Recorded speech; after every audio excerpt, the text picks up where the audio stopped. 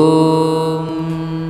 देवराज सेव्यमान पावनाङ्घ्रिपङ्कजं व्यालयज्ञसूत्रमेन्दुशेखरं कृपाकरं नारदादियोगिवृन्दवन्दितं दिगम्बरं काशिकापुराधिनाथ कालभैरवं भजे भानुकोटिभास्वरं भवाब्दितारकं परं नीलकण्ठमीप्सितार्थदायकं त्रिलोचनं कालकालमम्बुजाक्षमक्षशूलमक्षरं काशिकापुराधिनाथ कालभैरवं भजे शूलटङ्कपाशदण्डपाणिमादिकारणं श्यामकायमादिदेवमक्षरं निरामयं भीमविक्रमं प्रभुं विचित्रताण्डवं प्रियं काशिकापुराधिनाथ कालभैरवं भजे भुक्तिमुक्तिदायकं प्रशस्तचारुविग्रहं भक्तवत्सलं स्थितं समस्तलोकविग्रहं विनिक्मणन् मनोज्ञहेमकिङ्किणीलसत्कटिं काशिकापुराधिनाथ कालभैरवं भजे धर्मसेतुपालकम् अधर्ममार्गनाशकं कर्मपाशमोचकं